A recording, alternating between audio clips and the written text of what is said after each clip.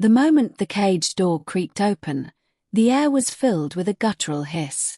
Dr. Elias' brain froze. Behind the reinforced glass, the creature pressed itself into the corner of the containment unit, claws scraping the walls, emerald eyes glowing with fury and fear. "It's all right," Elias said gently, lifting both hands to show he held nothing threatening. "I'm not here to hurt you." The alien girl bared needle-like teeth and crouched low, her sinewy frame tense like a coiled spring. She was no more than 5 feet tall, her skin a mottled lavender streaked with bioluminescent veins. Feathers, no, they were more like fronds, ran along the curve of her skull and down her spine. Her arms were long and lithe, each hand ending in 3 clawed fingers that glimmered like obsidian. She was the last of her kind. Captured after a failed rebellion on Nirex 7 and transported to the Terran Medical Research Station for observation. Elias hadn't approved of her capture. He was a xenobiologist, not a jailer. And yet here she was, filed under patient, but treated more like an animal. Her file named her Specimen 47. But Elias refused to use that. "I won't let them hurt you," he said, crouching at the edge of the containment field. "My name is Elias. You don't have to trust me. Just let me help." She responded with a snarl and a swipe that barely missed the retractable energy barrier between them. Her injuries were extensive. Deep wounds across her side hadn't healed right, likely infected. Scorch marks from a plasma net had marred one shoulder. The last medical team had tried sedating her, but the drugs failed to calm her system. Instead, she'd lashed out, terrified, half-mad, poisoned by her own pain. So Elias came alone. No restraints. No team. Just salve, clean water, and time. Every day, for a week, he returned. He brought food she could eat, slices of raw meat, mineral-rich gel packs. He spoke softly. Never crossed the barrier. Never flinched when she hissed. On the 8th day, she didn't hiss. Instead, she watched him as he placed the food inside the chamber's dispenser. Her eyes lingered longer on him than the meal. "I've been thinking," Elias said, settling on the floor just outside the field. "You need a name. I won't call you a number." Her pupils narrowed. She tilted her head. "How about Sera?" The alien girl blinked once, then turned away. But something in her shoulders was less tense, less rigid. It was the first crack in her walls. By day 15, she let him in. Not fully, but she didn't attack when he stepped inside the chamber. Elias moved slowly, careful not to make sudden gestures. He wore no protective armor, only his lab coat and a small medical pouch strapped to his side. "Just the salve," he said, holding up the small container. "It'll numb the pain." She sniffed it warily, nostrils flaring. Then, to his surprise, she Saturday. Back straight, arm extended slightly. An invitation. He cleaned the infected wound first. She growled low in her throat, but didn't strike. Her skin was hot to the touch, her species ran a higher temperature, he noted, and her muscles twitched under his fingertips. When he began applying the salve, her body jerked, but she didn't pull away. "That's it," he murmured. "You're doing great." She made a clicking sound in her throat. A sound he hadn't heard before. Not hostile. Almost curious. "You're learning to trust," he said, smiling gently. Sera's eyes met his, and for the first time, he saw something new in them. Not fury. Not fear. But question. Recognition. By the 4th week, she no longer pressed into the corners when he entered. She began mimicking his words, soft clicks and hisses forming crude echoes of Elias and safe.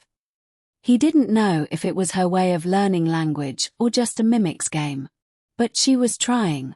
More importantly, the wounds were healing. The burns had faded into dull marks. Her breathing was steadier. appetite strong. And her claws, though still sharp, no longer pointed toward him. One evening, Elias sat cross-legged inside the chamber, holding a tablet. Sera crept closer, cautious, feline, eyes flicking between him and the strange glowing screen. "It's called a planet," he said, tapping the image. "Earth. That's where I'm from." Sera crouched beside him. Her fronds shifted slightly with each breath. "This one," he added, flipping the image, "was Nirex 7. You're home, right?" She tensed. "I know what happened," he said softly. "I read the reports.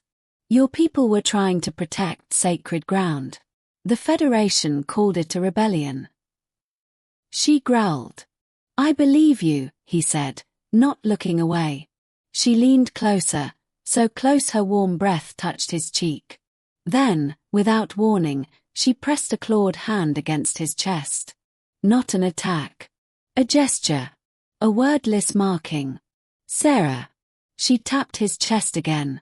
"Sera," he repeated. "Is that your name?" She nodded. "Once."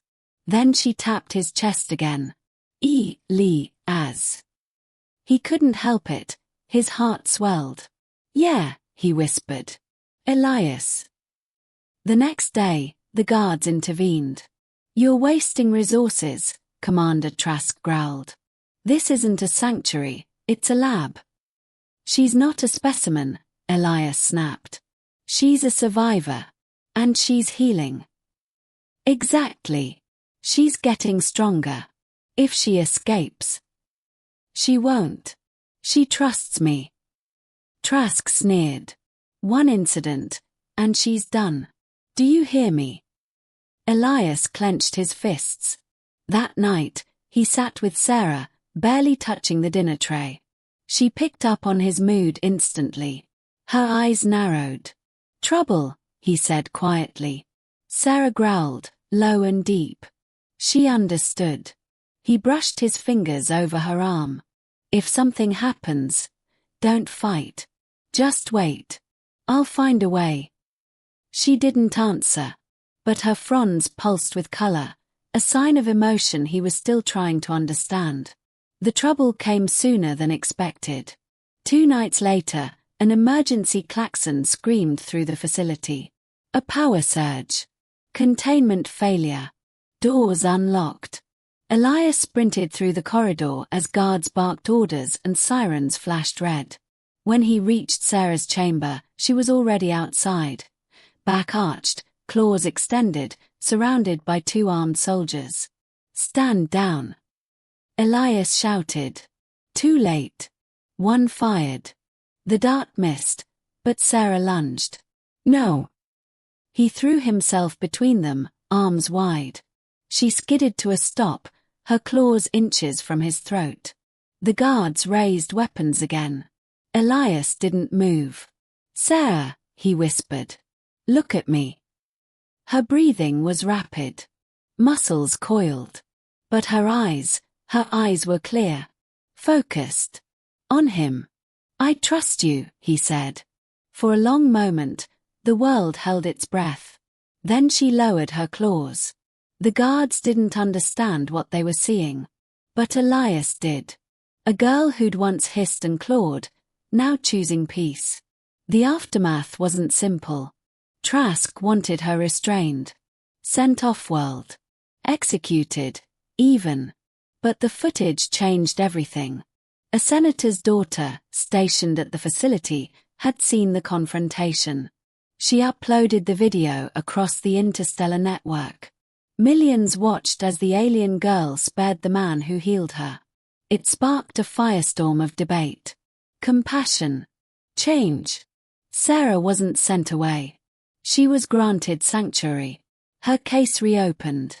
Her people's suffering re-examined. And Elias, he remained at her side.